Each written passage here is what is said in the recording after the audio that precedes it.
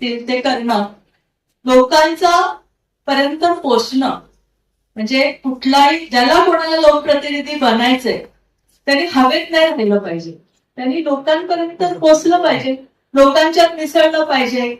जसं मला कोणीतरी सांगितलं की मेघनाताई आम्हाला आठवड्यामधनं दिसतात, आठवड्यामधनं 8 दिवस दिसतात, 2 दिवस दिसतात, तर ही फार मोठी उपलब्धी आहे. तुम्ही म्हणाल की मी कशाला दिसलं पाहिजे, मी तर काम करतो, पण नाही, तुम्ही लोकांच्या मध्ये पण दिसलं पाहिजे, कारण लोकांशी तुमची जर नाळ जुडली नाही, जसं आपण म्हणायचो की मुंडे साहेब आले की सगळ्यांना वाटायचं की हा माझा नेता आहे, तर प्रत्येकाला वाटायचं की हा माझा नेता आहे, तर ते वाटणं जरुरी आहे. त्यामुळे लोकांच्यात जाणं, आपले कामं करणं आणि इलेक्शनच्या दृष्टीने संघटना बांधणं.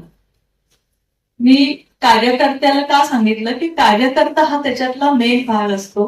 कार्यकर्त्याच्या शिवाय तुम्ही कुठल्याही इलेक्शन जिंकू शकत नाही. आणि कार्यकर्ता कुठला, जो तुमच्यासाठी जीव देईल. आता असा कार्यकर्ता नाही झाला की जो तुमच्यासाठी जीव देईल, पण तरी सुद्धा म्हणण्याचा उद्देश काय की तो नाराज नसलेला कार्यकर्ता.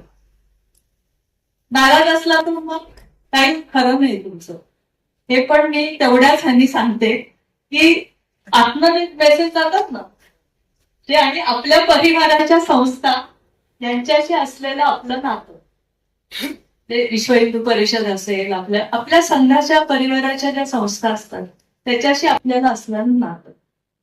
नाहीतर म्हणतो ना आपण की मेसेज फिरला, तर तो मेसेज आपल्या बाबतीमध्ये फिरू नये ही काळजी पहिल्यांदा लोकप्रतिनिधींनी घेतली पाहिजे.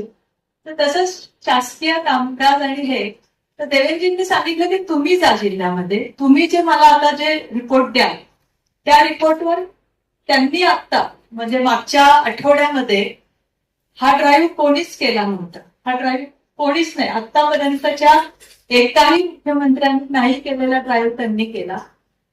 समजा त्यांनी युडीची 2 दिवसाची कार्यशाळा ठेवली होती, तर त्याच्यामध्ये त्यांनी सगळे कमिशनर, सीओ, नगरपालिकांचे सगळे सीओ ह्या सगळ्यांशी 1 to 1 देवेंद्रजी बोलले. आणि सकाळी आमची सुरू झालेली कार्यशाळा जवळजवळ 12 वाजता सुरू केलं.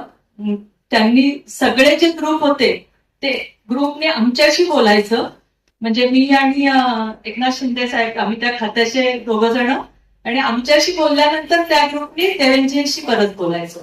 तर आम्ही असे 12 ग्रुप केले आणि रात्री 11:30 पर्यंत, जे जेवणासाठी पण त्यांनी सुट्टी नाही घेतली, त्याच ह्याच्यामध्ये मीटिंगमध्ये जेवण मागितलं, त्याच ह्याच्यामध्ये जे काही चहा कॉफी तिथेच घेऊन रात्री 11:30 शेवटचा ग्रुप संपवला.